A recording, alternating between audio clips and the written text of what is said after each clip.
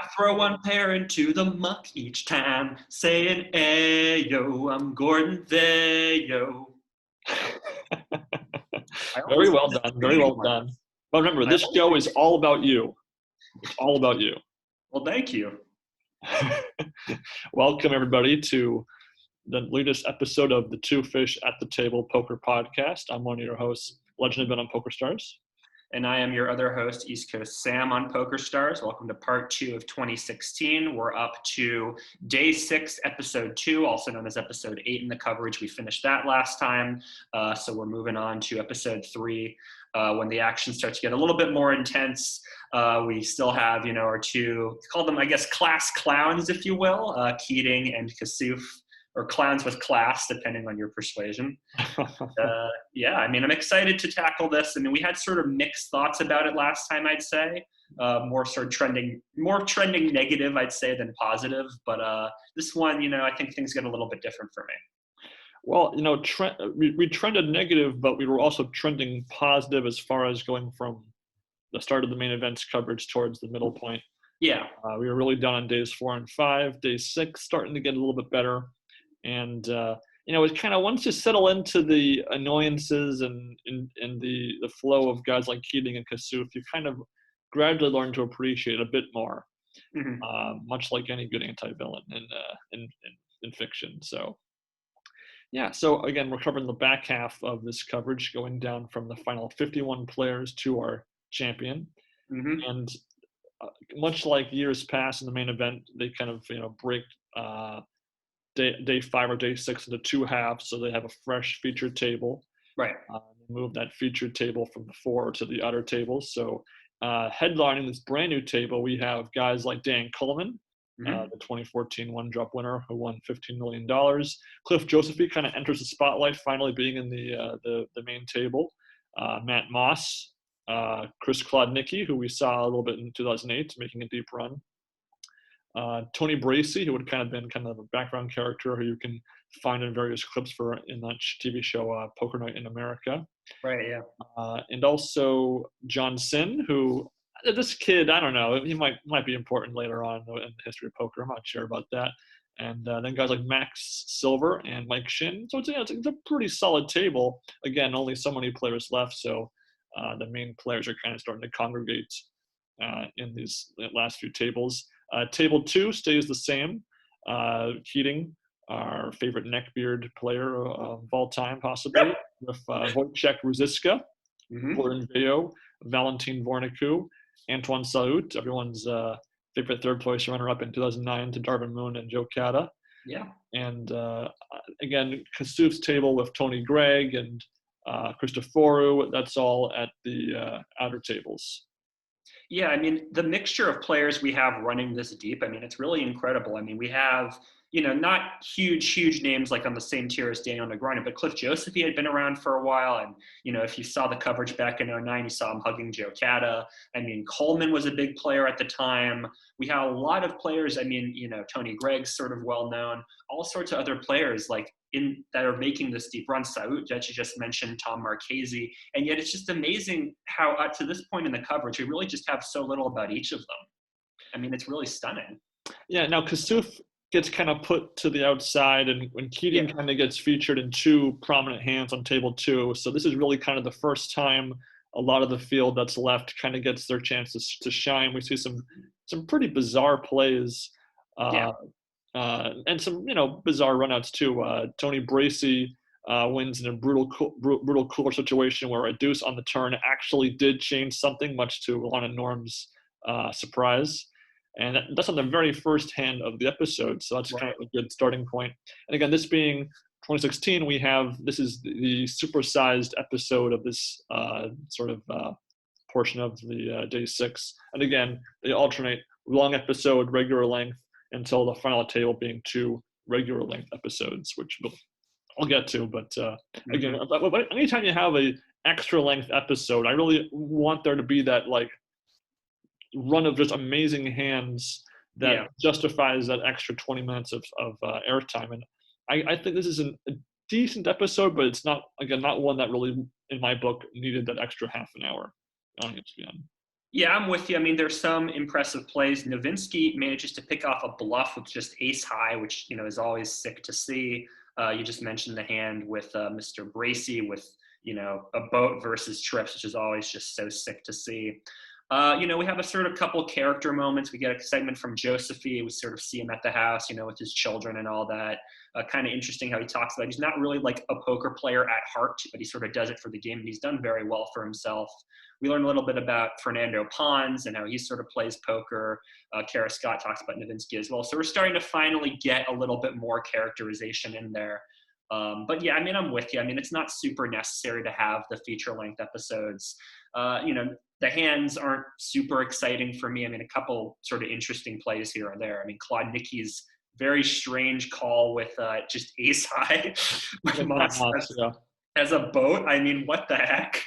Yeah, and he even kind of gets ripped apart in pro analysis by Esfandiari and Locke afterwards. And again, it's just one of those plays where you're on the end, the back half of day 6, you're getting really close, and it's just an awkward play. Obviously, they're playing mind games with each other at the table, leveling wars, all that stuff. But sometimes you just ABC poker you shouldn't stick to ABC poker, at all times, but if ever there was a time to maybe follow the tenets of ABC poker, this would have been one of them. Absolutely, yeah.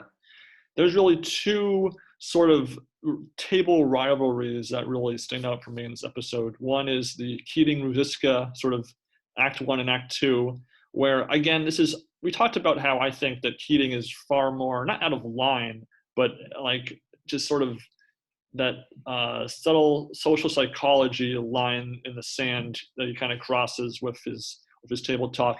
There's a hand where Keating plays 5-4 against Ruzicka's pocket aces. Keating makes a straight with the bottom end of the straight, so the third nut, so solid hand. And after Keating makes out a sizable-ish bet on the river, Ruzicka's just kind of sitting there, stone faced, hasn't said a word the entire time. Right. Keating goes, "Good call." I thought you said call.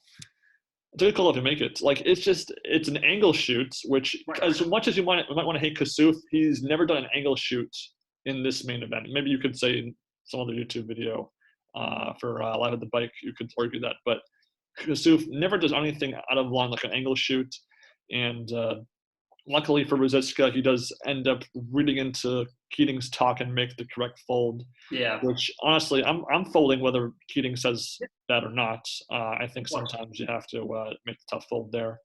And I don't know, what were your thoughts on Keating there?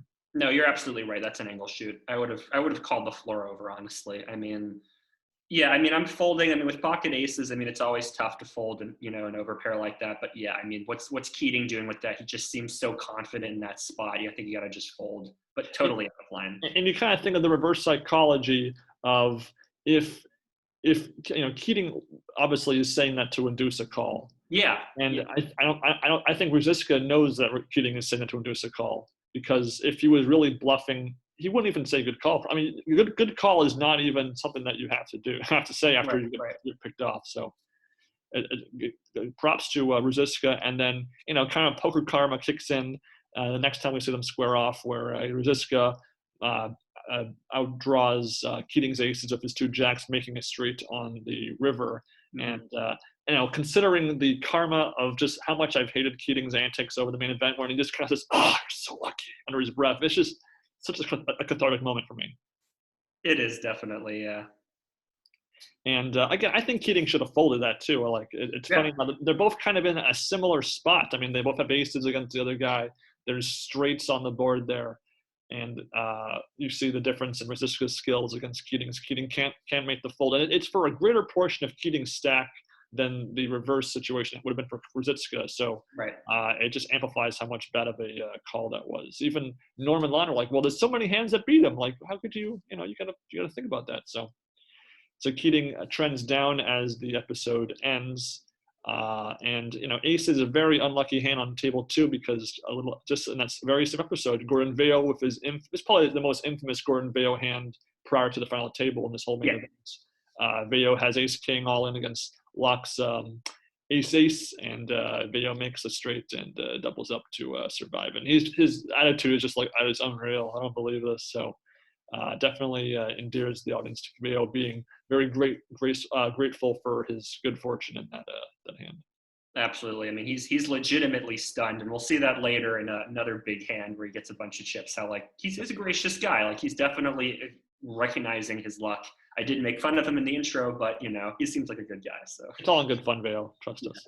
And then fun fact to know is that Locke, the guy that Vayo beats, he was the bellboy of the previous main event. So much like Kia Hamadani, how he had made a deep run in the year after he bubbled, and among my favorite bubbles of all time.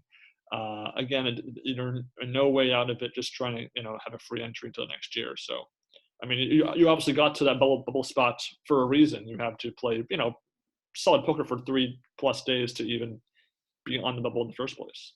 Yeah, you could almost say that Locke, as the bubble ambassador, took his duties very seriously, right? Yeah, absolutely. And then the other table rivalry I was referring to earlier is, of course, the two Brits talking each other off, Kassouf against Cristoforo. And Cristoforo, despite claiming, I don't tilt, I don't need camera time, he kind of like loses his temper, or without losing his temper against Kassouf. It's kind of aggressive when he says, like, make sure you re-raise. That way you definitely lose the hands, because he was obviously going to re-raise all in if Kassouf did that. Cristoforo had the ace king against Kassouf's suited connectors that obviously Cristoforo outdraws him on the flop there. And again, these guys kind of have this weird friendly rivalry. It's like, if this was a romantic comedy, it'd be a very back and forth sort of dynamic there in that story, because they alternatively are chatting it up, and then other times they're actually throats for Kassouf stalling. And we'll cover a bit more of these two later, but again, so those two little table dynamics are pretty fun, but otherwise it's a okay episode, just not among my favorites. Yep, I'm with you. And that's our roundabout way of moving on to episode 10, the last portion of day 6. And this is where some big names really start to fall along the wayside. We're down to the final 4 tables. So as much as I enjoy breaking down each episode into table 1, table 2, and table B, now we have table 4, the only one outer table left, and this has the demise of one of our main characters and the sort of drop of one of our other ones, as Keating pretty early on in this episode does find his way out of the tournament in 35th place. Kind of grateful for just winning all this money and it not being real for him. But I gotta say, I gotta call BS on his whole, now I'm gonna meditate for 10 days. Like, it's such so pretentious to be like, I'm gonna meditate for 10 days. I'm gonna be a total ass on television for 5 days, and then I'm gonna go home, enjoy some money, and then meditate for 10 days. Like, get out of here, man. Yeah, I mean, maybe he's just saying that. Maybe he's, I think he talked earlier about meditating as well, that he likes to meditate after playing big tournaments or whatever. I don't know. I mean, it's a weird thing to say at that moment. He definitely seems like a little bummed out from, the experience. I mean, I think even Norm says something to the effect of, like, it's like they're taking him to the gallows. Like, he just seems so bummed out. So, I mean, Keating, I was never really fond of. He goes out, I mean, ace jack versus 9s. That's just what happens when you have the stack that he has. Nothing too exceptional. He does get a sort of a goodbye montage of all the clips they had accumulated over the course of the tournament. And again, the only part I ever really cared for was the card tricks when the card reappeared, not when it vanished. That was the only part I cared for. And he hasn't really been a player in the main event coverage since then. So maybe it's kind of a one-hit wonder. Maybe, I don't know. Maybe. He was in the World Series Poker Europe coverage a little bit. Okay. Even longer before this one. So, but again, a lot of big names in this episode do fall by the wayside. Dan Coleman, as talkative as I've ever seen him be in anything ever, gets involved in a lot of pots here, particularly with guys like Max Silver and Fernando Pons. Yeah. He has some interesting table talk. I mean, he's definitely trying to manipulate his opponents. In one hand, of course, the big Max Silver Coleman double up hand. Coleman is on with 2 10s. Silver has 2 9s, and Coleman chimes in after Silver tells him what he has. It's a lot of your chips. And then, of course, Silver makes the call and loses most of it and bust out. We will see Silver again in the next main event, so not Right. the end of our time about Max Silver. And then Coleman, despite doubling up, still not a super big stack, but at least has enough chips to play a few hands. But Pons gets the better of him in back-to-back showdowns, and Pons is kind of really just Pons' shining spotlight. He was in the episode a fair amount in episode 9, but this two-parter is kind of his time to shine because he's not really going to be a player in the rest of the coverage. Yeah, I mean, it is interesting how he just sort of comes into the coverage, which, I mean, it's unusual because he's one of the amateurs, and ESPN always likes to sort of promote the amateurs. He also had a very moneymakers type story that he won a satellite and he got to play the event. And he beats Dan Coleman here twice. I mean, they're not super interesting hands. I mean, Pons shoves with a combo draw. Coleman can't make the call. And then Coleman, what was it? Yeah, I mean, Pons has ace jack, Coleman has jack 9, and jack high flop, yeah. Yeah, jack high flop. Mm-hmm. Yeah, I mean, not super interesting hands, but we might want to build a story around that. Build a little bit more of a narrative. We saw Pons talk earlier, but it's just odd how they don't characterize him that much. Maybe there's because of the language barrier there. I don't know, but it's weird just how they characterize his story. Mm-hmm. The only other, Paul Volpe, another very strong poker player, even nowadays, does also bust, and he's been a beast in these main events. He had a final 3 table run in 2012, and here he mixed to the final 4 table. Is also a very accomplished player. And this guy, our boy Mr. Mike Nowitzki, doubles aces into Miller's kings, and it just keeps on trucking. This guy, he's a great player. I wonder if we'll ever hear from him again. Mm-hmm. Yeah, Michael Nowinski. Yeah, very good. And Kassouf, is still his talky self at table 4, the 1 hour table left, even as he's trending down.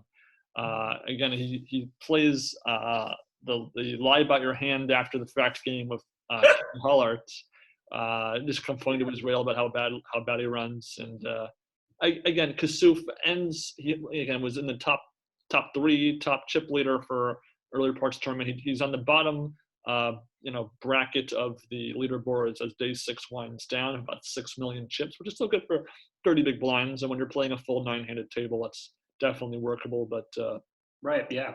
And much like, as we say, how we love day 7 for its counting down of each elimination, this episode does a good job of also counting down those 9 eliminations as it winds down to the final day of the pre-November 9 action.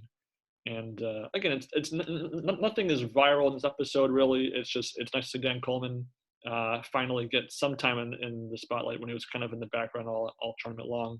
Mm-hmm. And again, it's a perfectly fine episode. It's not a super length episode either, so that does help too. And it rounds off a mostly solid day 6 batch of episodes. Again, not my favorites, but also definitely stronger than the episodes that came before it. Yeah, I mean, we're slowly starting to get the characters that'll make the final table. We get like a fun little segment from Moran where he talks about he didn't have enough clothes because he didn't think he'd run that deep. Just little things like that help to humanize these guys. I mean, now that Keating's gone, Kassouf, should feasibly get a little bit more screen time, but he also doesn't have a big stack at this point, so he can't really talk as much. Mm-hmm. A couple interesting little moments where he tries to talk to Hakeem, and Hakeem doesn't really give him much to work with. Little fun things like that. And when we end the coverage, Ruzicka is number 1 at 26.4 million. Rand is second, 24.6.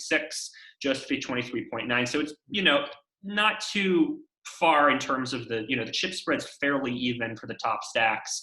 And Qui Nguyen, this guy who, no one's ever heard of, hasn't done anything since, 25th in chips with only 4.8 million out of the 27 guys. So, he's probably gone soon. I know, right? And, day 7 is so often one of my favorite times in the main event. That's when the big stories either happen or reach their peak, whether it's 2 ladies making a deep run in day 7 or the super mega chip leader like Morgenstern falling apart, or toxic table talk of Justin Schwartz. And there's often so many juicy stories, and 2016 by all means is a part of that trend, with one of the most unique and I guess also editing wise awkward series of events to take place in the main event of all time, because with 4 episodes covering this main event, day 7, plus 2 of those being super length episodes, the overwhelming majority of that TV time is dedicated towards not only one table, but one player of one table. And this is really the Kassouf Chronicles here in display. But it's definitely got a 3-act structure, though. It's like a movie almost, because Act 1 is kind of the prelude, the prologue to the drama, and then you get to the climax and then to the winding down of the action. So episode 11, again, 3 tables of 9 players, 27 players. This first episode they played on the 22, and it's really kind of an episode I divide into 2 halves, or like the first 2/3 and the last third, because the first portion of this episode is kind of a regular Dason episode. We see all the tables in some wild hands, a couple bust outs on each table, and it feels pretty normal. It doesn't feel like there's like any sort of overwhelming focus on one player versus somebody else. Yeah, I mean, at first it seems we have a narration from Cliff Josephine, which is they've been doing at sort of the start of not each episode, but each sort of day of coverage, because they would air 2 episodes back to back, which is usually just boils down to like, this is it. This is your chance to win the main event. Day 7 is where cool things happen. So it just seemed like a fairly typical episode. We have Jared Blesnick segment, who I think is just the king of unintentional hilarity. He's just so funny without trying to be. He's talked about how unhappy he is and how he wants to do well. It's just funny. Nothing really to brag about in terms of Kassouf or anything. A couple nice little hands here and there, and then Kassouf just starts ratcheting up the tension. I mean, it's just crazy.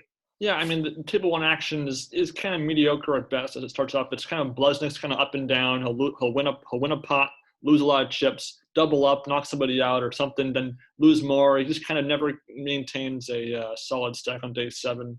Valentin Vornicu definitely misplays a couple of hands. He and Ruska are the 2 casualties on table 1. Not Ruzicka, Kusha. Excuse me. Yeah. Vornicu gives Kenny Holler 2/3 of his stack, overplaying 2 queens on it. I mean, they're overcarded to the board, but it's Kenny Hollart, and I think against other players, I could maybe understand making that snap call, but against Hollart, I think from what we know about him, it's a bad call in the situation. Yeah, I mean, Howard had been playing a pretty snug game. He'd been finding his spots very well. Yeah, I think you got to change there. And again, this is a 69-minute episode, so the Kassouf drama kind of kicks in about 48 minutes into that. Into this episode. He first gets in it tanking with the nuts, as Norm refers to it, against Blesnick, and Blesnick, to his credit, manages to fold top pair correctly, as Kassouf kind of Kassoufs his way out of winning the minimum in that hand. And then this is when the snowball starts to roll. He gets on Matt Moss's nerves a little bit. Nowitzki and Vayo kind of get a little short with him, referring to him as a tape recorder, wanting like some new lines. And Kassouf's like, you want a new line? Okay, I'll figure out something new for you. Just trying to, play off their complaints in a comedic way. And then during a busy hand pre-flop, Kassouf makes an overraise and gets everyone to fold even after. But he had said that he would have showed his cards, but then he changes his mind, and the whole team was like, "Oh, here we go again." Again, pretty kind of this like half trolling, nothing unethical, nothing out of line. Yeah. Really. This is kind of mild Kassouf at this point. And even the table starts, it's really Kassouf gets talking chips at this point, so that's when he starts cooking. He'd been pretty sound and quiet for the first, level or so of that day. So, a one hand where he busts a short stacked Kusha kind of gets the juices flowing before Kassouf kicks into full drive. Yeah, and at the end of the episode, he has 19.2 million chips. He's tripled up his stack. I mean, it's clearly working on the other players. He's clearly trying to tick them off. I mean, I understand that it's day 7, you're at the final 3 tables, and, there's just natural tension in the air, and having this talkative guy talk at you, is going to tick you off a bit. But I think you need to stay focused and just get back into it. Yeah. I don't think you can let this guy tilt you. And it even more impressive is during this sort of rise of Kassouf from the bottom echelon to the chip count to near the top, he's never actually all in. Right. Well, he doesn't go all in. He doesn't get called. He doesn't risk or anything. He just wins, a little bit at a time for, hand after hand to really chip up bit by bit, which is really impressive considering how aggressive some of these players can be right. in this tournament. And, not to It's not to say that the other tables have some fun stuff. There is one exciting hand on table 2 and table 3. The first being James Opes making a correct full house. It's bottom full house, to be fair, against Michael Rand straight flush. That hand took entirely 18 minutes to go down. Yeah. So obviously it's a busy hand at every street. There's multiple players besides them in the hand. Then there's raises post flop, and it's a very good fold by Opes. I think it's a pretty good fold, honestly, because Opes. I mean, I'm not a huge fan of his river bet, actually, the way he did that, because I think that it's just you're just wasting $4.5 million. If he suspects he's beat anyway, then why would you make a bet on the river? No, that's a good point. I mean, the action was, so 4 players see the flop. It's Rand, Opes plus Qui Nguyen and Pawns. Pawns makes top pair, so he leads out on the flop for 625. Rand raises it to just over 2 million. Opes has a set, so he makes it 5.3 million. Rand calls. Rand hits the straight flush, makes it 3.75. O just flap calls, and then 4.7 million, and Rand shoves over him. Yeah, I mean, with the action in front of you, I mean, with Rand making that turn bet for 3.75, I think, maybe you could just check back and see what happens, and, maybe call off a smaller bet. I have to assume that the rationale for Opes was if Ruan has a not straight flush, he's probably just going to call that river bet because the board did pair. Mm-hmm. That's the only. I mean, I don't think has Opes loses to any other full house. Yeah. He loses to a straight flush. Obviously, he loses to. The only thing, maybe trips, but even then, I don't think Ruan would play it like that. So I think that he could have. He saves money by not calling it all in, obviously, but I think he could have saved even more money by not betting river. Yeah, I'm with you. I mean, definitely not trips. I mean, Rand calls a raise to 5.3 million. That's on the flop. I don't think he's. I mean, it seemed like a pretty clear blocker bet, and yeah, I don't think Ruan's folding a better hand to a blocker bet. So I think that was. I mean, it's a good play by Opes, but I think it could have been better. Absolutely. B plus could have been better. And then the other exciting hand on table 3 is a cock one loud double knockout of Crack and Saut. Right. 3 pocket pairs pre-flop go in, and only one comes out the other end. A wild run out where it looks like Saut's gonna win a big hand on the turn, and then all of a sudden, boop, nope, bye.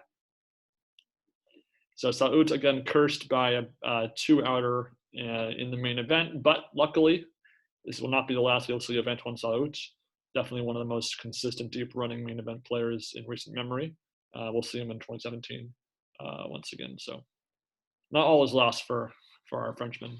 Absolutely, yeah. I didn't even realize. Yeah, 2 outers. Jeez. Yes. So again, it's the action. Overall, it's not a bad episode. I mean, I like some of the Kassouf stuff as it kicks in. Obviously, Vornicue was a relatively prominent player, so watching him go out does have some narrative value. And if you look at this episode's leaderboard at the very end, those last 2 spots of 22 players left, who is in 21st and 22nd place? Vayo, 5.1 million, and Mr. Qui Nguyen at 4.3 million. Keep in mind, Rand at this point has 39.7 million. So he has 1/10 of the stack that Rand has. Crazy. Yeah. And then, so episode 12, the second part of day 7, the Kassouf rise kind of all happens in the span of one level, actually. The 120K, 240K level is where Kassouf goes really from 6 million to like 30 million chips. It's very impressive how quickly his I mean, he got some hands too, but it really worked out for him pretty well. And this is really, again, a Kassouf drama episode because only 2 hands are shown from the other 2 tables. And so this regular episode really is all about table 1. Oh my God, it's all about Kassouf. I mean, it's just, he's got everybody's number down. Everybody's angry at him. It's just, I'm just like laughing, just reading at these lines back and forth. I mentioned before when we talked about part 1 that one of the reasons why Kassouf doesn't stick for me as a person is because people don't really give back to him beside Christoforou. Here we finally get people who have taken enough of his shit, and now they're just giving back to him, calling him a clown. Blesnik gets up from the table and is talking about how he's losing his mind. All sorts of stuff. It's just, finally there's somebody giving back to him, and he's just so much funnier because of it. And this also speaks to the flexibility of the tournament rules, where players who are guilty of habitual stalling would be subjected to reduced clocks, or rather the time period the player would have to wait to call the clock on them would be reduced. Right. And that never really quite happens for Kassouf. What more happens is the table tries to call the clock on him, relatively quickly, less than 2 minutes. And Blesnik tries to chime in. He's on the clock after 2 minutes every hand, okay? And again, it doesn't work like that. You have to just, it sounds silly, but it doesn't work like that, man. And the director kind of chimes in after that hand that we're not just sitting on our asses here. We're actually going to be working on this. But the table talk continues to get a bit more aggressive towards Kassouf. At the end of last episode, they called it, had the IQ of parrots, and Kassouf kind of shrugs off, like he's not offended. Like he definitely plays the victim card to Jack when he says they're all trying to gang up on him, and they were. Like I'm not suggesting Kassouf's wrong, but the actual talk then, just to be kind of changed. Like the mature guy at the table, he's like, "You're a clown." He's got these game trees in his head, these game trees, but you're a clown. And then again, just really good stuff. And Blesnik has probably my favorite needle about low stake poker. Like he's playing for like 2%. I'll stick with it in the $111 tournament. Don't worry. Blesnik's just the funniest. He's just so good. Like, so good.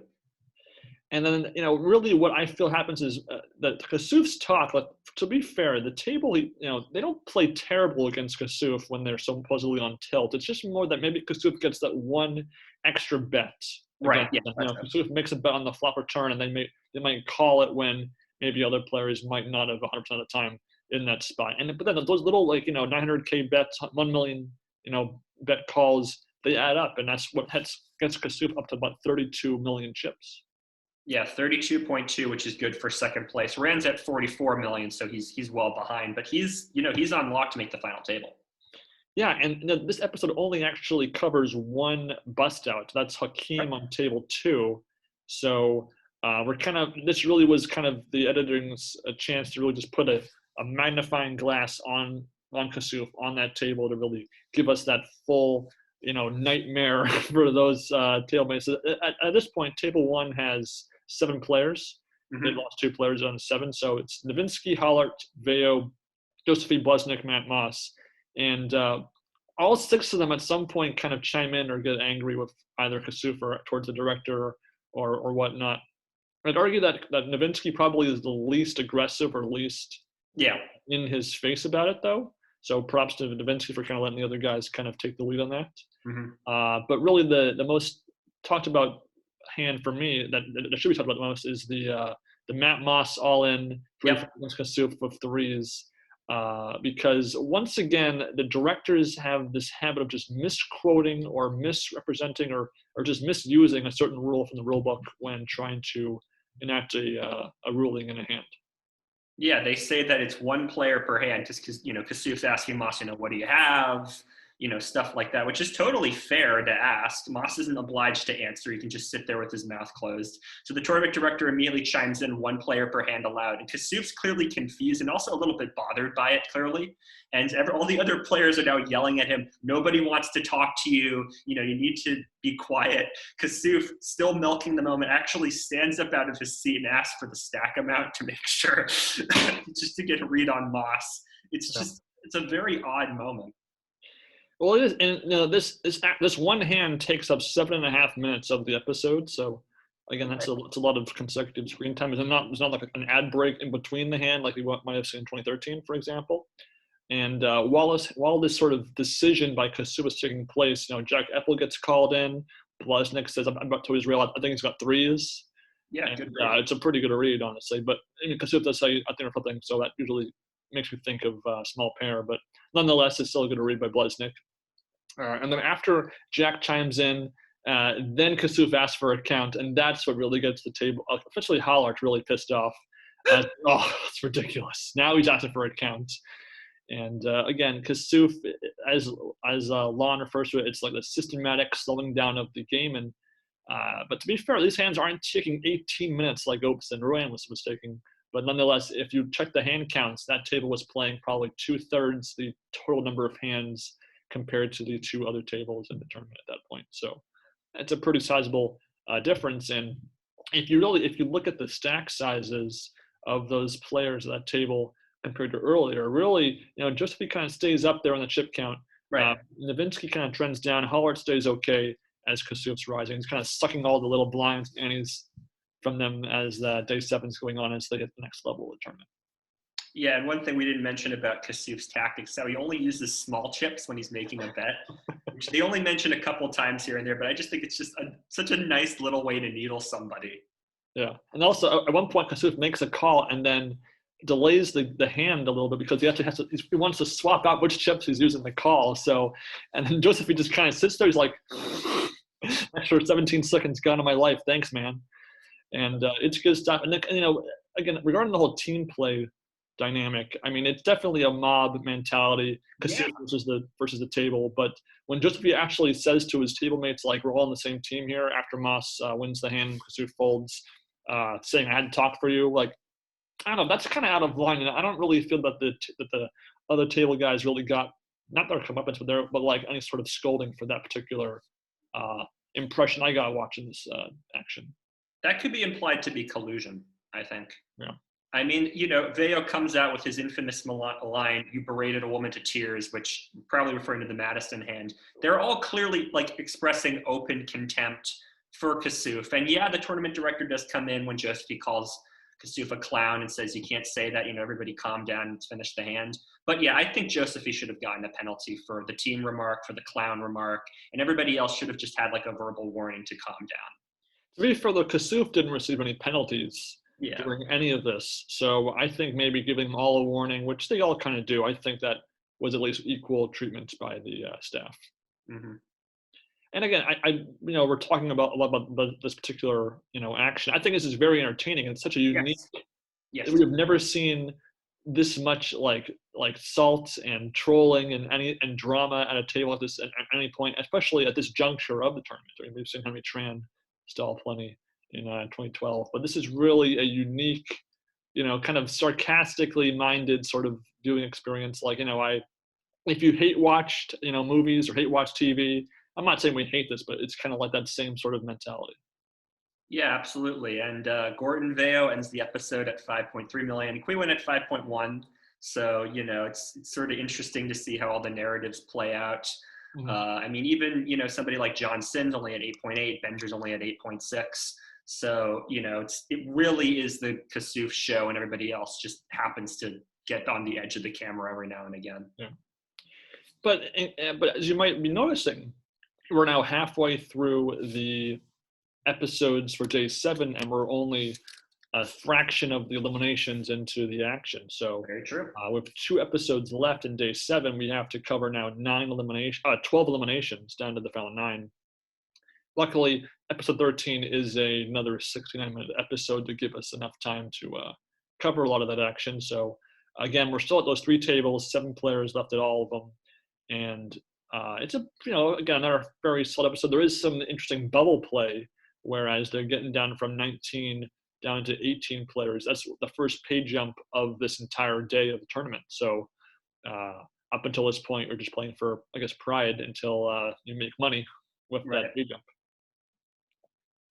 Yeah, I mean, it's an interesting episode. We will get to that hand in a little bit. But yeah, I mean, it's interesting how, we finally start to get a little bit more of a steadier clip of eliminations. Lau busts in this episode. Moss eventually does bust in this episode. Nothing huge hands for those 2 guys. But, their narratives are sort of slowly coming to an end. We get a lot of Michael Nowitzki in this episode as well. We have Kara Scott talking about his dad and sister showing up.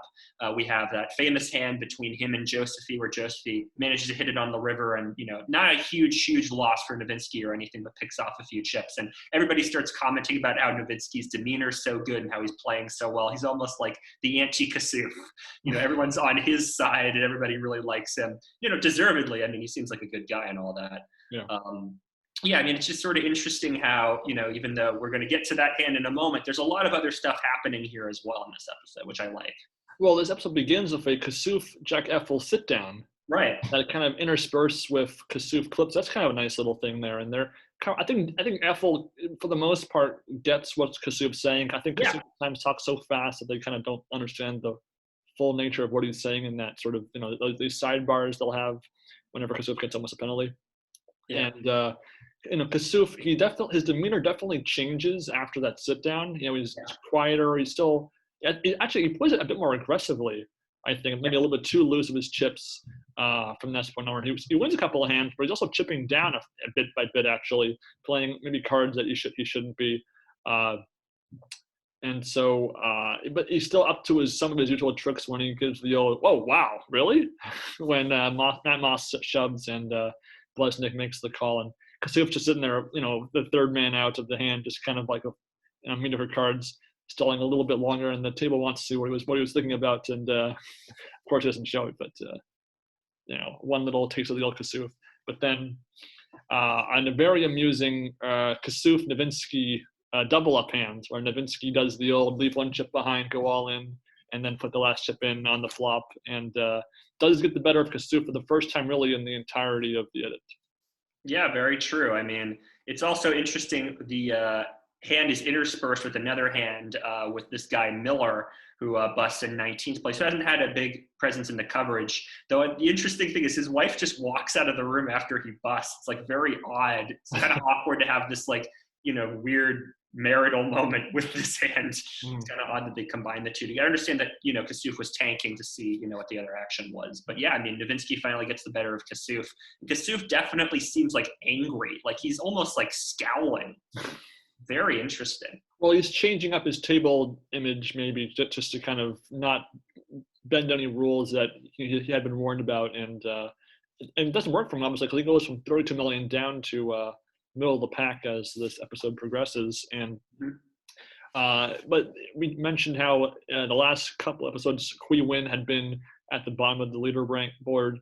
He does finally get some fortune go his way. He dealt with up on the river against Michael Ruan with 2 jacks. Ruan had shoved from the bottom of a suited ace.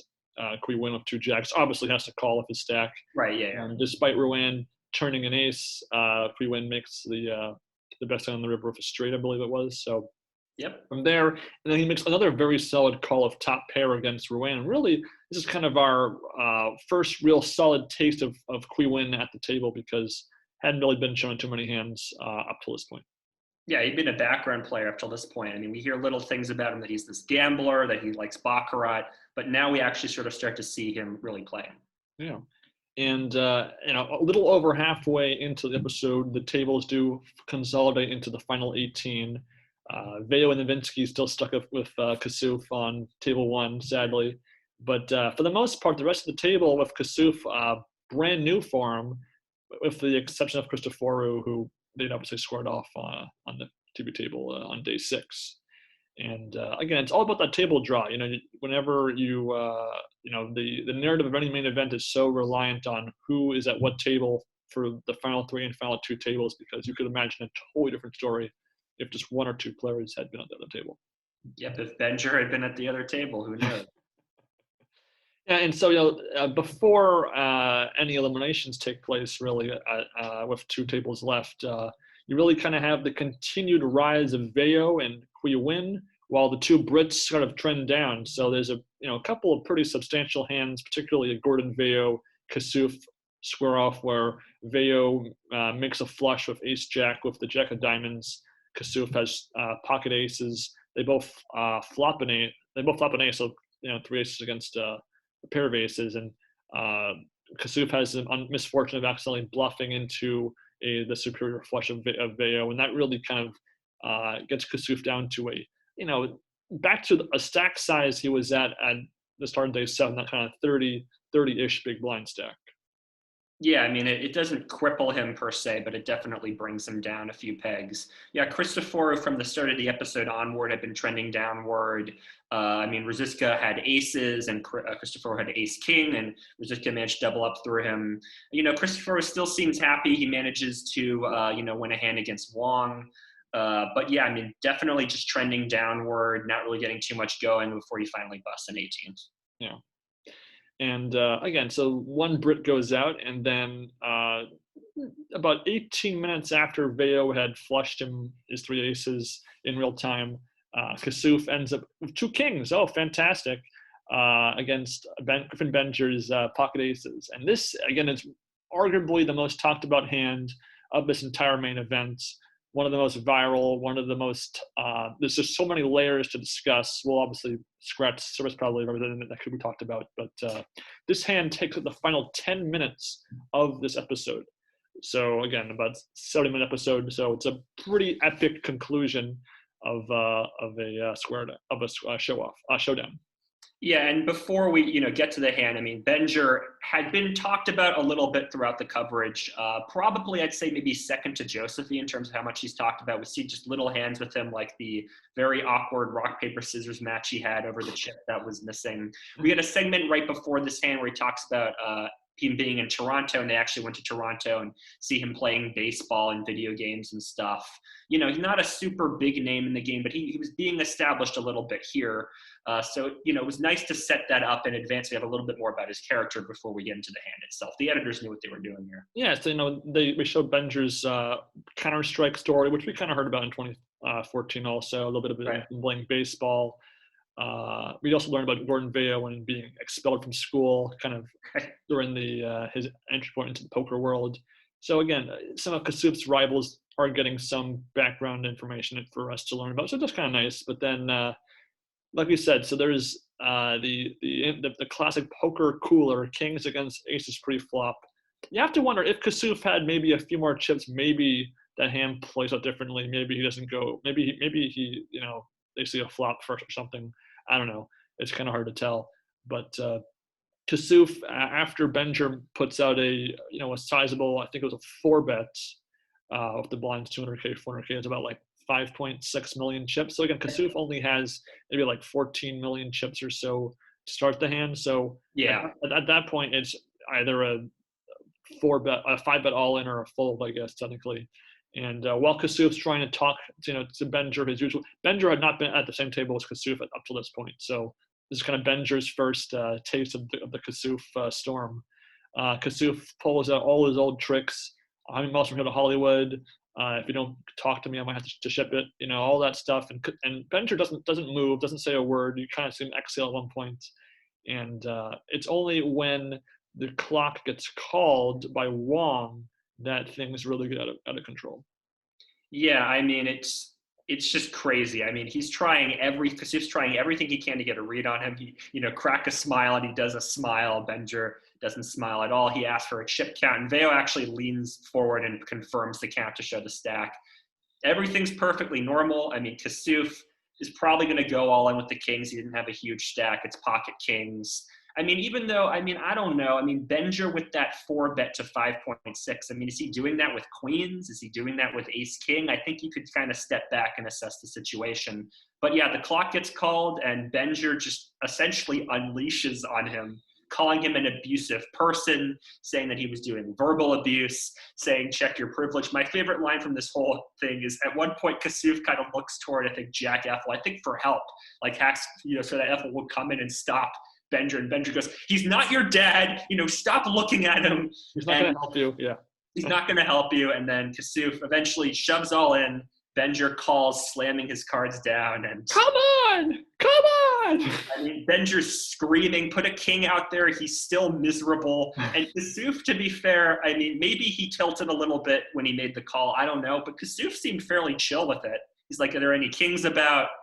Sort of smiling. I mean, I think he kind of. Well, it's funny. Kassouf kind of adopted that sort of arrogant, like, it doesn't matter, I'm happy anyway attitude, because he had said, started day 7, he had nothing to lose, everything to gain, because he was a short stack. And again, he had made that first pay jump and outbeaten his Brit friend Cristoforo. So, and again, even if you have kings and aces, you still have a chance of winning the hand. Technically, it's not impossible. And but obviously, when Kassouf either was very good at controlling his inner emotions, or he just kind of shrugged it off. I mean, it's a lot of money either way. Again, poker, it's one of those funny things where the most missable 300K winners in human history. You're unhappy to win only 300K. I mean, wow. Right. Exactly. And again, was Benger out of line saying check your privilege? I think so, because this is not some sort of this is poker. This is not like some sort of social, political, situation. I mean, Kassouf is, by now, his antics and behavior was pretty much in the air. Everyone knew about him. So I don't think at this point they're going to, make any sort of impact on him by complaining about it to him. And I think Benger's gotten some pretty brutal comments about him since this, hand aired on television. And Mhm. I think part of that is justified, and part of that is, I mean, it's just poker, guys. Let's relax here. It's not life or death. Yeah, I mean, I read an interview with Benger after the fact. I mentioned earlier how in the last episode, Vayo had been saying things like he berated a woman to tears. And Benger said that he'd heard about it and kind of believed it. And that's what contributed to the check your privilege thing, which again, as we mentioned with the Stacey Madison hand, she was, obviously a little frustrated with the situation, but more so at the clock being called on her than it was with Kassouf. Mm-hmm. So, I mean, I think Benger, he let the moment get to him. Maybe he was trying to induce a call with what he was saying. Maybe he was trying to tilt Kassouf a little bit. But I don't really blame the guy. I mean, yeah, calling him an abusive person and shouting at him, I think should have given him a verbal warning. But I don't hate the guy for what he said or anything. Well, also, I mean, I don't think, I mean, some people could say that talking to somebody when they don't want to be talked to is abuse in a minor way, but the actual words Kassouf said was not abusive. It was not insulting. It was not, anything outwardly malicious. It can be annoying for somebody, but that's because you find it annoying, not the words themselves are annoying. So I don't think that Kassouf's abusive by any means. And I'm also not a fan of Benger talking after the clock's been called, because when the yeah, clock's been called, you want that person has the right to all of the time of that clock. And if you're going to talk during it, that's going to obviously affect the ability for that player to use their time as they see fit.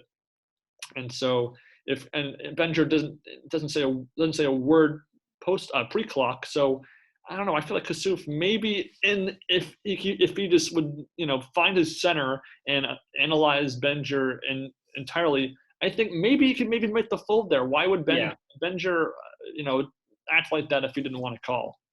yeah. I'm with you. I think he could have made the fold there. But It's but a tough again, fold. Kassouf's the one reaching the final two tables of man, but not me. So maybe I should be arguing that too much. But again, it's a pretty epic conclusion to just 13 episodes of Kassouf dominated television.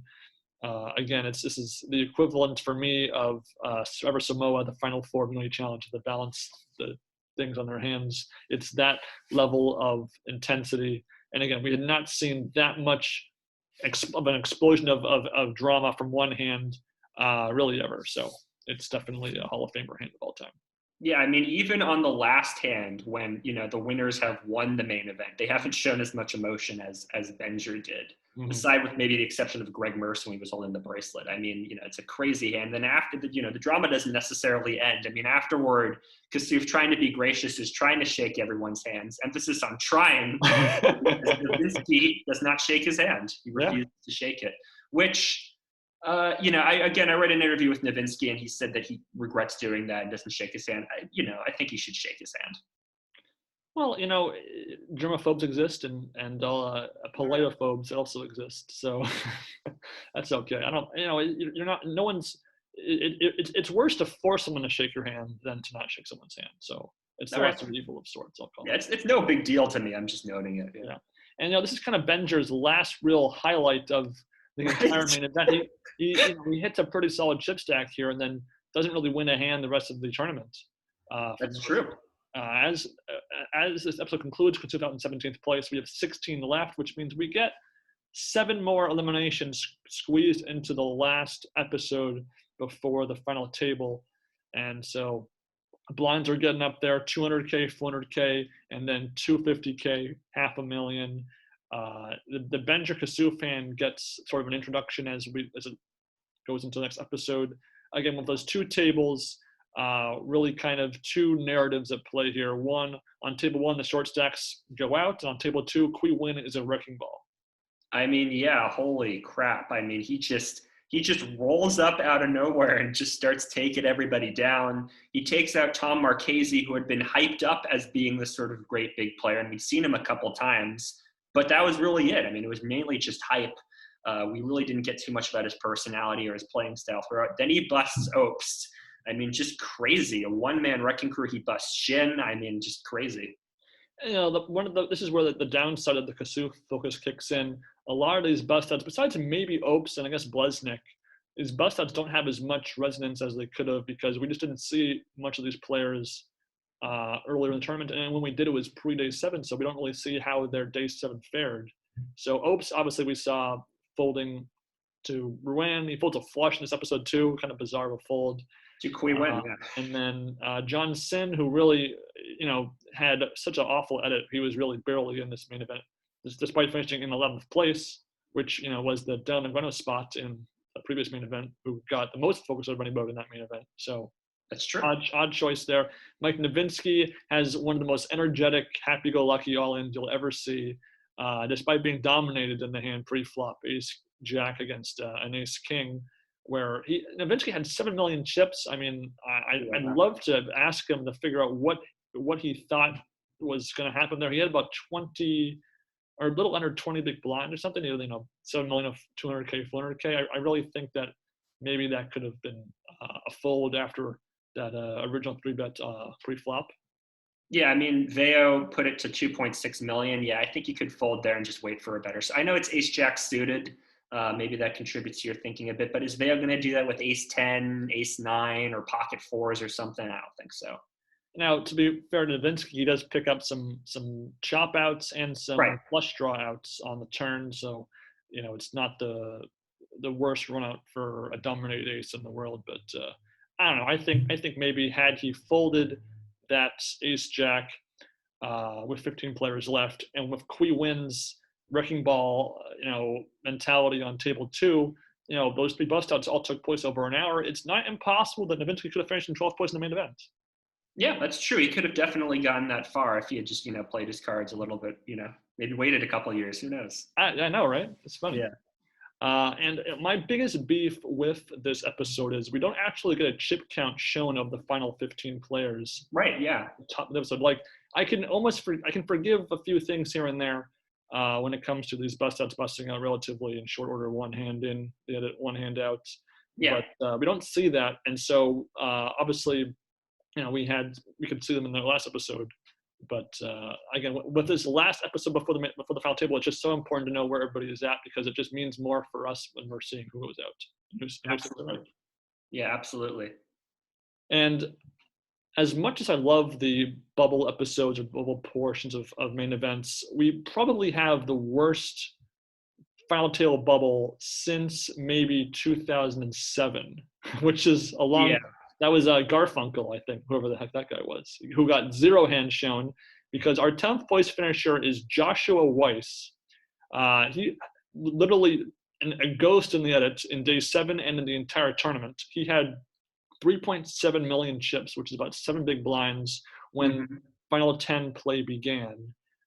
Final 10 play was 18 hands long in real time. But we only actually see 2 hands of those 18 in the episode. And, I guess Weiss just folded his way down to 1 big blind because he goes all exactly. a little under 1 million chips and it just kind of goes out in kind of undramatic, anticlimactic fashion. Yeah, I mean, I've been keeping tracks on him. I knew he finished in 10th, and I wanted to just sort of see how he's presented in the coverage. He pops up on the graphics a lot. I mean, at the end of day 5, he's 5th place with 8.3 million. He's got a lot of chips, sort of in the middle parts of the tournament. It's just weird how little coverage he gets. You figured they'd give him 1 or 2 mentions here or there. Yeah, and I feel bad for him because you get 10th place and he gets a fraction of the screen time of guys that finished. The guy that busted to Sean Diwa in the first hand of day 4 got more screen time than Josh Weiss. Exactly. So it's unfortunate, but hey, not everyone wants to be on TV anyway, so maybe he's happy it worked out that way. Yeah. And with that, we do end up with our final 9. Right. And again, with Josephine and Qui Nguyen on a late rush to kind of really have a strong lock on the top 2 spots. On the chip leaderboards, Gordon Vayo with some good fortune ending in 3rd place as well. And then you have, for the most part, these players are pretty healthy in chips with the exception of Jerry Wong and Fernando Pons. And both Wong and Pons got also very little attention for day 7 in particular. I think Wong was in 1 hand where he made a straight, but that was interference to Vayo, and he made a good not raise. But other than that, we really know very little about Jerry Wong. Yeah. Yeah. Yeah, I mean, Benger's in 7th place with 26 million. Wong's got 10 million in 8th place. I mean, it's a huge drop off. I would have liked more information. Yeah, I mean, did they fold their way down? I mean, what exactly happened there? Yeah.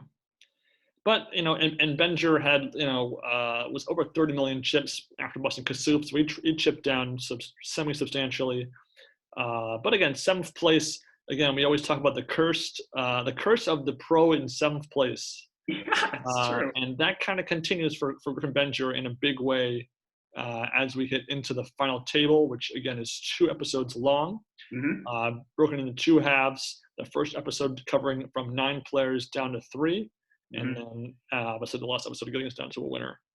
And I did like this final table quite a bit when I was watching it live, 6 years ago.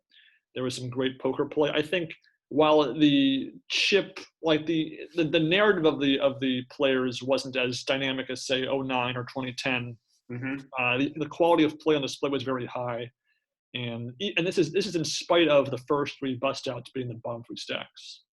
Yeah, I mean, I thought this was a blast watching this back in 2016. I mean, I was rooting for Qui Nguyen to roll it up. I mean, I just like this guy who just, came out of nowhere in day 7, broke from the bottom of the pack and rolled up. But I was also looking forward to see how Josephine played, and I liked Howard a lot as well. Yeah, I mean, there was, just the first hand here, Win with ace-4, Josephine with queen-9, battling with each other for no real reason. But Queen manages to win and, kind of takes a chip lead. I mean, it sets the stage for the whole final table, and I'm glad they showed that in the episode. Yeah, it's always nice when they show the very first hand of that final table. We saw in, past final table edits that when they, wait till hand like 38 is the first hand, it's really kind of a letdown to not give us a taste of all the players. But this first parter of the final table is in that category of they fail at giving a semi-balanced edit for the players eliminated in the episode. The first 3 players knocked out, we don't see them in a single hand besides their bust out hands, which is a shame because when it turns out there's a couple of okay narratives for both Wong and Benger prior to their busting out, because Wong actually doubled up a little bit once at the table. I think he had the worst hand pre-flop and he got lucky, and then he played a few pots to lose some chips but still survive. He busts on hand number 60 of the main event final table. Pawns did bust kind of early on, so I can forgive the pawns part of the table fine. And Griffin Benger did not win a single hand, I think, for the first like 60 something hands. He just chipped down, which, considering he had 26 million chips, is pretty, it's 7th place, but it's plenty of big blinds when you're at a full table.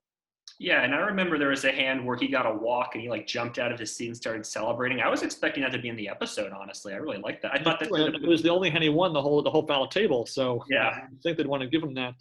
But alas, he goes out on hand number 68 of the final table without any fanfare.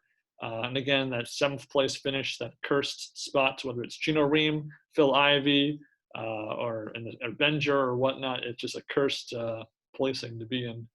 That's true, yeah. Now, once you get past the letdown of those first 3 bust outs being kind of unglamorous, some stories do start to emerge at this table. We have the solid play of Wojciech Ruzicka, right? Yeah, oftentimes at the expense of Kenny Hollart. Right. Kenny Hollart had a really rough go of it in this final table. He began 4th in chips and just could never really, get any momentum. And then the other narrative I would argue would be the patience and the slow play trappings of Gordon Vayo, again at the cost of Ruzicka, basically taking Kenny Hollar's money and giving it to Vayo. Yeah, I mean, Ruzicka's playing, very aggressive. There's a big hand where both Ruzicka and Vayo have ace-10, but Vayo manages to make the flush. And he gets quite a few chips off of just, flat calling Ruzicka a couple streets down. And yeah, Hollart just so brutal with the ace-queen running into Qui wins aces. I mean, I think he should have folded after Qui makes the bet to 5.7 million. But man, I mean, that's. I can forgive I can forgive him maybe calling Qui wins raise, but it's the shoving all over the top And then obviously, I think, Hollart would have flopped top pair, so he probably would have gone bust probably post Yeah. anyway. But what stands out to me was the facial reaction of Hollart when he sees Qui Nguyen's cards. He just kind of, that pained look on his face was pretty funny. Yeah. And, much like a couple, the last main event, this final table was broken into 3 nights, covering kind of 1/3 informally of the action, supposedly. Right. Went from 9 down to 5 after 9 to 6 because of how fast play was. So the halfway point of this episode segues into day 9, or the second day of the final table, as Right. we're playing down to 3 players.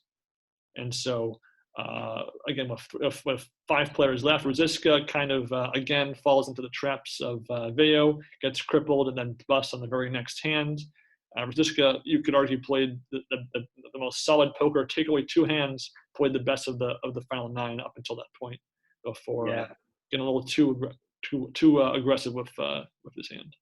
Oh my God, watching that hand live, I mean, it was unreal. I really wish, if any one of the listeners out there, you have the original coverage, which has Fondiari, I mean, commenting on that hand and then another hand, which we'll talk about later, please upload it. Because, man, that was just so painful to watch with the ace-king versus the eights. I mean, you have to let it go, Ruzicka. You tried on a couple streets, props for doing it. What, you think he's going to fold on the river when you shove after he made those 2 calls against you? Yeah, I understand. And then, as with just 4 players left, Michael Moran kind of floats around as a short stack for a little bit, not really able to get much going. Mm-hmm. Some good, we do see some more Qui Nguyen pressure on Vayo, especially. Bluffs him pretty badly. And again, this is, we hadn't seen a ton of the super aggressive Qui Nguyen really at any point until the final table, but now that he has the chips to do so, this is when he really kicks it up a gear and really does a great job at doing his thing. Yeah, and I mean, Moran had been playing, fairly solid as well. I mean, managed to double up through Qui with, a couple of pocket pairs. But yeah, I mean, just wasn't really able to get anything going toward the latter half of this episode, and then finally busted Qui, which is a shame. I mean, we never see him ever again. So I know, right? He's never going to make it again to the main event final table. But anyway, so this episode, I think it really suffers because this really should have been a 3-part episode. I think we could have had a really solid first part covering Benger's frustrations, Jerry Wong's up and down sort of chip stack, and obviously giving us some more of Hollart and Ruzicka's up and down day as well. Because they cram all of this into just one episode, though. I think it's a pretty poorly paced episode. We don't see the chip stacks shown very often, so we kind of lose track of that. And I think it could have been better. Yeah, I'm with you. I think they should have done 3 episodes for the final table, 1 for each day. I mean, on the first day, you could very naturally have a segment in that episode talking about Benger's, reacting to the backlash about his hand against Kassouf. You could very easily have a segment about that. You could have Kara Scott interview each person as they leave. You could have totally made 3 episodes out of this. Yeah, it's funny because 2015 is kind of known as the most boring final table of them all, but I actually pretty much enjoyed that first part of the final table, and it's kind of the opposite here, where I really enjoyed the live version and was pretty down on the episodic version. Yeah, I'm with you. And as this episode concludes, Qui Nguyen hits nearly 200 million chips, which is very impressive. Gordon Vayo in the middle of the pack of 89 million, still very solid. He's 40 million up from the start of the final table. Josephine, 50 million, still very workable. The blinds being 600K, 1.2 million, but obviously not getting any bust out. So that's a big way to win chips at the final table is to bust a player out. Absolutely, yeah. But this is as far as final 3 and heads up play in the main event. This is up there with my favorites of all time. Same. The action, not as many hands are actually compiled into this episode because a lot of these hands take a little bit longer and are just so exciting. So, and one of the very first hands, the first in this episode is a big team backs double up by Josephine against Qui Nguyen, Ace Queen against Ace 4, and Josephine kind of gets into the table talk mentality here with his hat and shades on, going all in on the first hand of day 10, and then when Qui Nguyen does not snap call, he goes, he paused. just really getting amped up. And when the cards were on their back, I love the chant by his crowd. We want red, red, red, red, red, red, red, red, red, red, red. And then it takes such a long time to put the cards on that the dealer, like, he's like, come on, let's go. So that was a fun. And then, Qui Nguyen obviously takes a pretty big hit to about 1/4 of his chips to Josephine. So a very exciting way to begin this episode. And yet I love when Qui Nguyen puts the chips in. He's like, let's gamble. Like, he's just ready to go. Like, I love it. He has a game plan in his head, and he's just going to do it, which is wonderful. Well, he's baccarat, so obviously he's going to go for it. And I should mention, this was the first final table to ever use the new yellow 1 million chips, which, if you recall, way back in 2005, Lon thought, I wonder if I ever get to the point where the main event will have a $1 million chip. Yeah. And here we are. We do have them, and that's not the last denomination we're going to use. We're going to go up even higher in a couple of main events. But anyway, so a very exciting first hand. And then 4 hands later, real time, the next hand in the edit, we have another, top 5 hand of this main event, the classic set over set, Josephine Vayo Cooler. So sick. I mean, Josephine makes it 2.5 million with deuces. Vayo calls with 3s. Qui Nguyen, being Qui Nguyen with ace jack, makes 7.7 million, which, 3-handed ace jack's a good hand. Of course, you're going to do that. So 2 calls, and then the flop gives both Josephine and Vayo a set. But maybe my favorite part is Qui Nguyen betting 9.9 million if it doesn't connect with the board. Which, again, to be fair, that's a C bet. You have ace jack. You might be good in that spot. But it's just funny.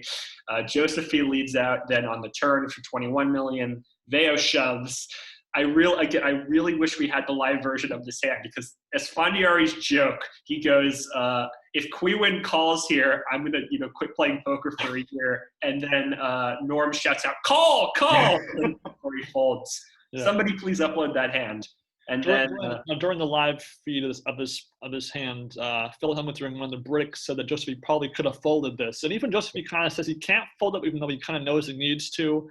But this is one of those few times where the replay from the day prior kind of directly played a role in a player's decision-making, because Josephine had seen that Vayo had folded the 3s in a similar-ish situation on the day prior. But, of course, you're now shorter-handed, so I don't feel like that's particularly relevant now. You're going to play more hands if fewer players at the table. But nonetheless, could he have folded? I mean, it's Vayo of all people. I don't think Vayo is going to bluff shove like that into a busy pot, especially with Qui Nguyen still the act 2 technically.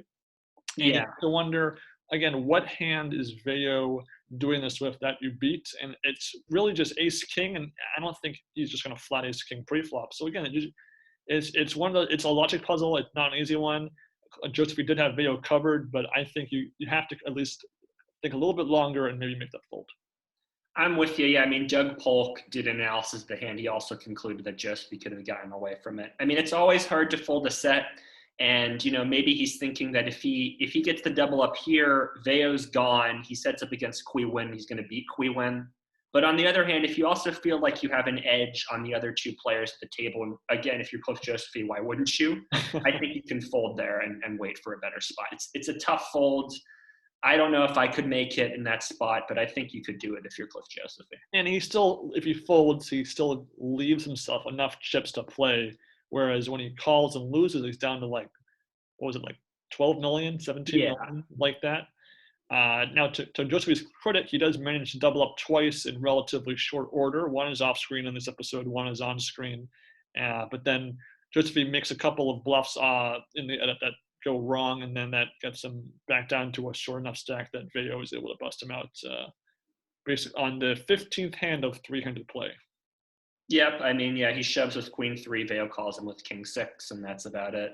Yeah, I mean, Josephine had, played, I think, fairly well. Obviously, getting tilted against Kassouf doesn't exactly help his play. But overall, I mean, I thought, definitely he was I remember him being he's the guy to beat at the final table in 2016. Now we're on to Qui Nguyen and Gordon Vayo. Now, the hand that Josephine busts on is hand number 182. Right. And that is the exact halfway point of this entire final table, because heads-up play lasts 182 more hands, and the longest heads-up in main event history. And it advances through multiple levels of blinds, and it's a one of the most lopsided back and forths of heads up play of all time, probably. That is a good way of putting it. It's lopsided, and yet it's back and forth, oddly enough. I mean, Vayo being, I think I read a couple of analyses that like people were wanting to have Vayo versus Qui Nguyen because Qui Nguyen was the most aggressive player at the table and Vayo was the tightest, and what those two strategies would look like. And yeah, I mean, it's just an encapsulation of what a tight player would do against what an aggressive player would do. And I'm a tight player myself, so I'm not trying to disparage Gordon Vayo here. But yeah, I mean, I think you got to mix it up. I mean, we can go into these hands here, but yeah, you got to break from that game, I think. So Vayo has 200 million chips when heads up play begins. Qui Nguyen at 136. So again, Qui Nguyen was down about 60 million from when the night began. Right. Vayo, the big winner, obviously rising up. The actual edit for heads up play, they show 5 hands. Right. Which 5 out of 182. So. And to its credit, they do manage to show not only the important hands, but the ones that definitely kind of tell the tale of the whole. Yeah. The whole heads up play. Although obviously Vayo did win some hands. It's not like he got but there were stretches of hands where he'd lose like 5 in a row or something. Not so impressive. On the comparison to Qui Nguyen's play, but. This actual episode doesn't really show that many hands because the first 15 minutes of the episode only show 2 hands. So compared to, even the Jay Farber, Ryan Reese heads up episode, this is again a very compressed for a lot of play. But anyways, I loved watching this live, even though it was at times kind of slow. But what were your thoughts on this portion of the episode? Yeah, I mean, I remember very vividly watching it live because it was November 1st, so it was like the day after Halloween. And I went to a college that has a very famous music conservatory. My roommate was a musician. And I'm saying like he would practice the musician for 6 hours after he did his schoolwork. So it's 11 o'clock at night and he comes in, hoping to relax after this long day of practicing. And he sees his roommate in the corner of the room jumping up and down, being like, Vayo call. Like, I don't know what he was thinking. Yeah, I mean, even though this went on for hours and hours, and I stopped watching at about midnight. I don't know about you, Ben. It got too late for me to watch the whole thing. Yeah, I stopped watching at midnight, and I think I woke up at like 6 to try to see what had happened. Yeah, I mean, I really liked it, and I think, it's odd to say, 5 hands out of more than 160, it brings the whole sort of experience together, but it does. I mean, my favorite hand, possibly of the whole main event, is Jack 5 versus Queen 9. The Jackson 5. It's so Qui Nguyen and it's so Gordon Vayo at the same time. It's crazy. Well, the biggest letdown of this live footage not being watchable now is the Esfandiari praise of Qui Nguyen, his aggressiveness, his heart, all of that. Esfandiari was through the roof in praise of Qui Nguyen's play. And I will never forget the actual commentary by Esfandiari during that hand of Jack 5 where Qui Nguyen makes a pair of 5s on the river. So Esfandiari, of course, chimes in, well, Qui Nguyen now has some showdown value. And before he even finishes the sentence, Qui Nguyen says, all in. And then Esfandiari goes, wow. I haven't seen part like this in a long time. And Vayo, in his trapping mood, that was his one chance. That was kind of the last hurrah. This was still within the first 70 hands of heads-up play, so a little under halfway of the full showdown. And if he makes that call, he's going to have the biggest chip lead heads-up that either player would have had at any point during that squaring off. And, it's such a tough decision. I get that. But considering all the aggressive play by Qui Nguyen, I think I'd make the call personally. I mean, to detail the whole action, so Qui Nguyen raises it to 6.7 pre-flop. Vayo calls. Qui leads out on the flop for 9.7. Vayo has top pair. The turn card puts a 10 out there, so now Vayo's at second pair. I mean, I don't know. I guess Qui could have ace 10, king 10, I suppose. But I don't know. Given the action, is he going to do that? I don't know. But anyway, Qui leads out for 27.7 million. Vayo calls, and then Qui checks his cards before shoving all in. Yeah, I mean, it's a tough call, one pair. But is he going to do that with ace 10, king 10? He's going to do that with pocket jacks, pocket queens, a set? I don't think so. It's a dry board. I mean, I think you got a call there. And also, if Qui Nguyen has a monster hand, I don't think he's going to bet an amount that Vayo is probably going to fold to. I mean, Qui Nguyen knows Vayo is folding too much. So when you're playing against that kind of player, you have to think of what they're thinking. And so I think Vayo should have read into their dynamic and think, okay, he's trying to bluff. He's trying to bluff me out. Now, to Vayo's deterrence, there was an earlier hand in the edit and in the actual tournament where he had two pair. Qui Nguyen makes a flush in the river, and he makes the correct fold to avoid losing. But I don't know. I think most of the internet would agree with us that you've got to make the tough call and take the risk that you're right. Yeah, it's a tough spot, but I think you got to just go with. And again, maybe he's saying to himself, "I have a skill edge over Qui. I can wait for a better spot." But then he just folds his way down. I mean, yeah, he gets a couple of hands where he doubles up. They show one of those double up hands in the episode. But then right after they show him doubling up, they show a montage of him losing a bunch of small players. So it's kind of, you have to change your game up. I mean, again, as a tight player, when I'm playing heads up, I play differently than I do when I'm at 6 or 9 players. I mean, I play my hands a little bit better. And yeah, I mean, I think you got to just make that call there and, hope for the best.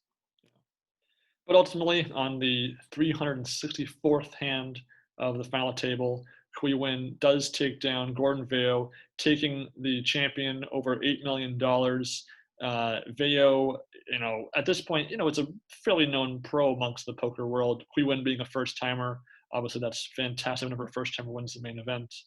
And again, it's a very, very strong final episode, Absolutely. final table of this main event. And again, it ends things on a high note on a main event that had a lot of ups and downs, mostly downs, and slowly better as things went on. And I'm happy it exists. I just wish maybe they'd cut out the filler and a little bit of a faster edit than the whole thing. Yeah, I mean, when I was sort of thinking about it, my initial reaction when I finished the final episode was to give the season overall like a C+, something like that.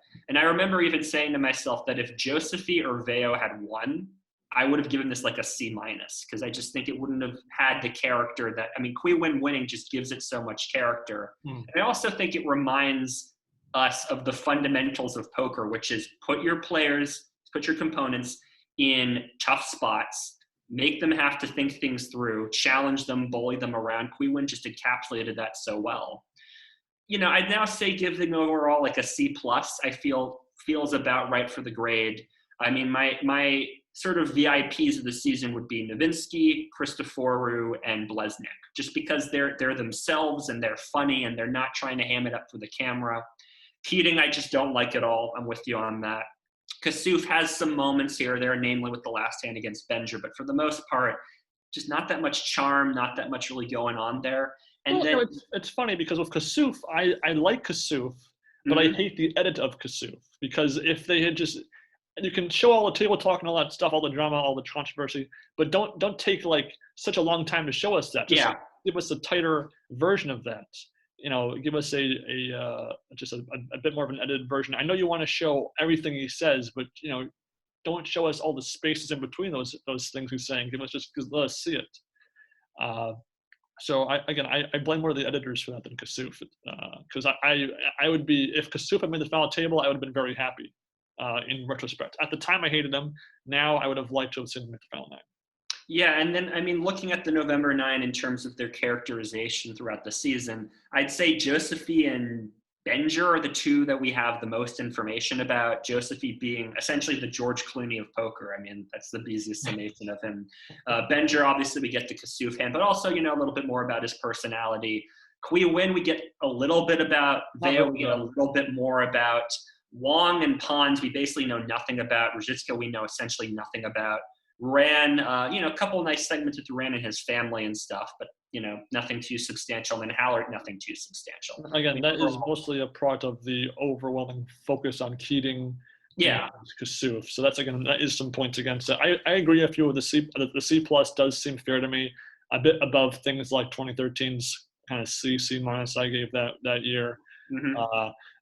But again, worse than some of my other favorites in this sort of era of the main event, below 2015, below 2014, below 2012, etc. but this was a very important kind of graduating class of players because Right, yeah. many of them will be relevant in the main event, especially in 2017, 2018, 2019. So it does lay some, narrative groundwork for those years to come. Yeah, I mean, I will say that, in terms of comparing this season to other seasons, 2013, I think, is my least favorite just because I thought that was really boring and not too consequential. I'd say that I found the process of watching 2016 to be more painful almost than watching 2013. But I remember 2016 better and it picks up in my brain better. So that's why I give it a few more points over 2013. I'd still put this toward the bottom. I'd say 04, 2013, and 2016 would be my three least favorites of the ones we've seen. I pretty much agree with you there. I think we had some very good classic years of the main event that were better than this and in fewer episodes and not super length episodes to drag out the watching hours.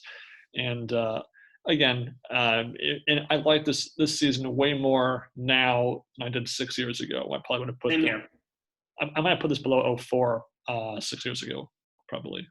Yeah, same here. But in any case, glad we're through it, or are we?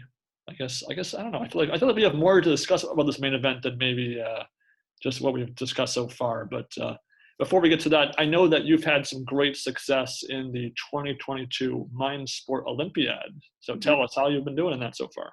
Yeah, so just to recap last time, I've made a couple of deep runs in a couple tournaments. I made the final table of a stud event. So back on Tuesday was the 6+ short deck Hold'em event, where, it was kind of the same story as the stud event.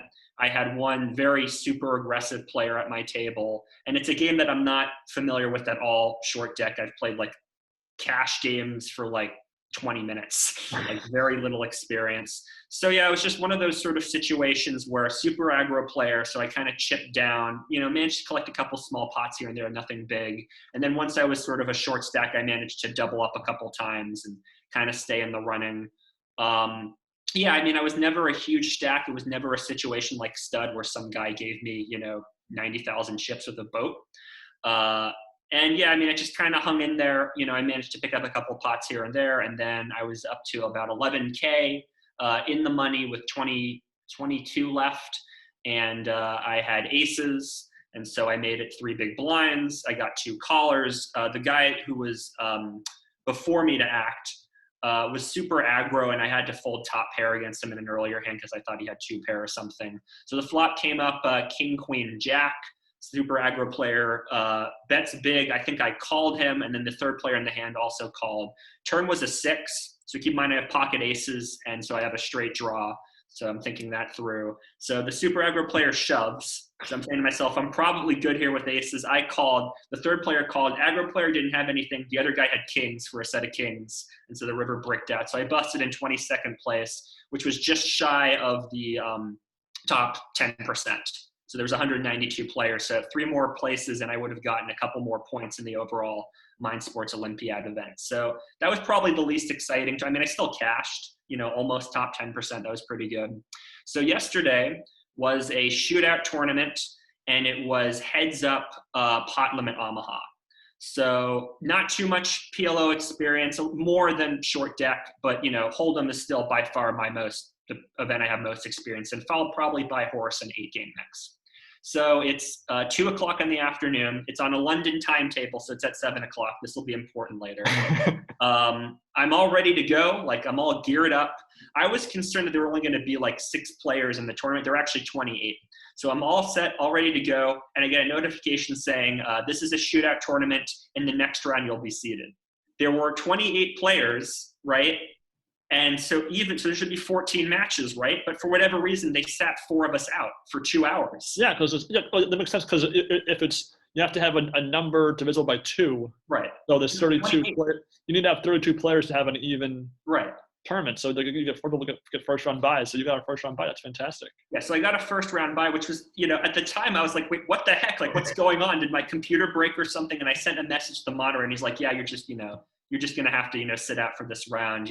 They'll return back to 10K, which was the starting stack at the start of round 2. And, you'll be back to the same blind structure. But there I am sitting, and I'm like, what's going on? Oh my God, what should I do?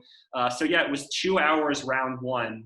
because it was one of those situations where there were, this clip of eliminations was fairly steady, but then there was just like two guys that were just duking it out with each other for like 45 minutes after all the other tables were done. I mean, they just kept going back and forth for 45 minutes.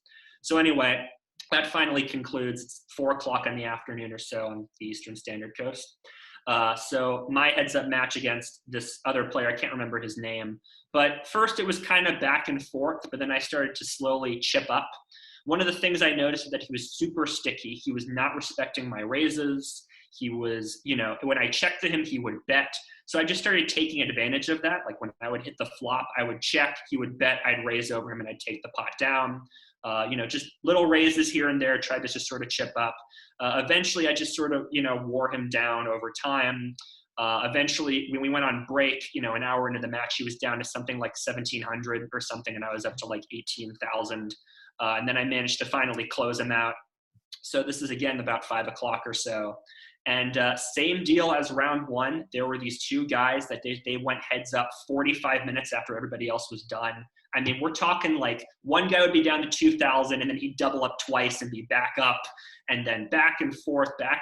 So I'm watching this tournament. I'm like, just end so we can move on to the next round. I'm so irritated.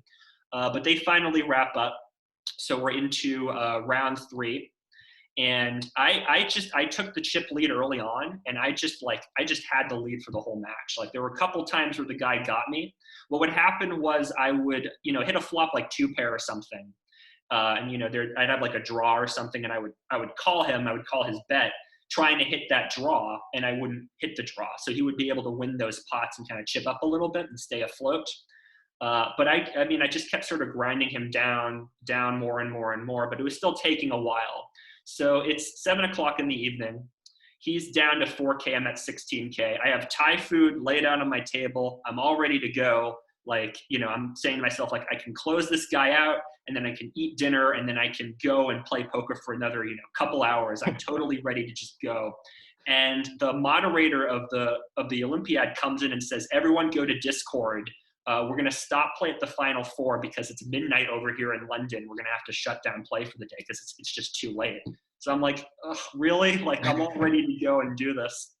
And yeah, it was one of those situations where, I managed to grind him down to about 2,500.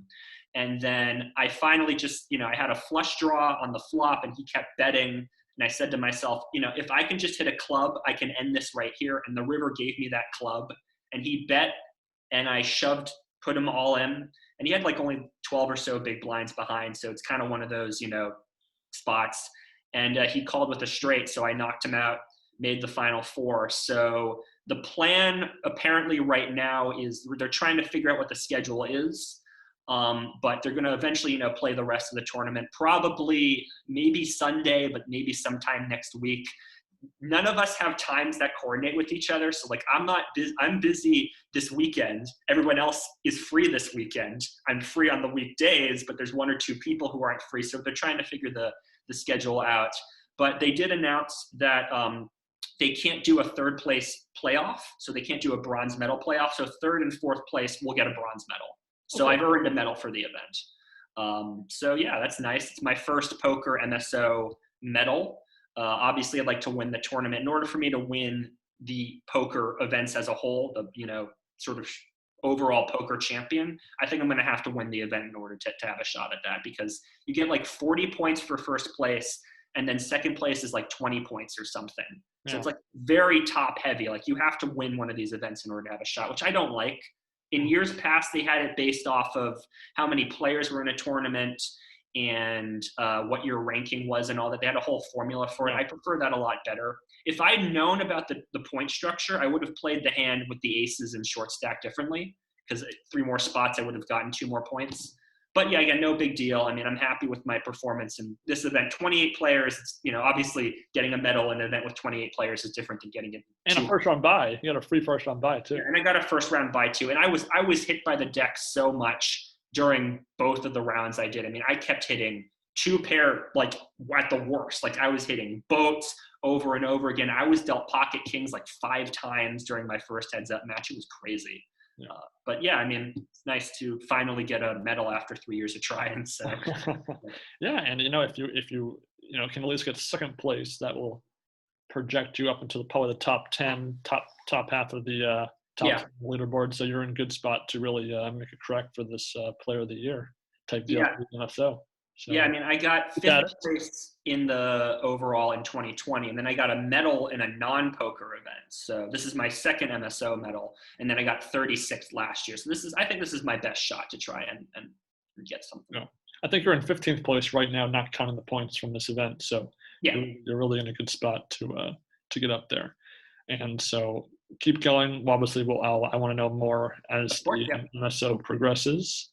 And I think possibly the most exciting announcement we've ever had in the history of this podcast is we have a very special guest for a recording on Sunday in 2 days from now. One of our favorites of this main event, the legend Michael Novinsky, will be joining us for a episode of the Two Fish Untitled podcast, and we could not be more excited to have him on the show. If you guys have any questions you want us to ask him, comment on any of our social media, Reddit, Facebook, YouTube, comment section, etc. We will ask you all your questions. We will ask him. We have so many things to go over with him, not only about this main event, but about his success in the main events in 2018 and 2019. So we're really pumped to have him, and I'm looking forward to it. Yeah, I mean, I'm writing a list of I've got a dozen questions I want to ask him, maybe even a couple dozen. Yeah, it's gonna be a lot of fun.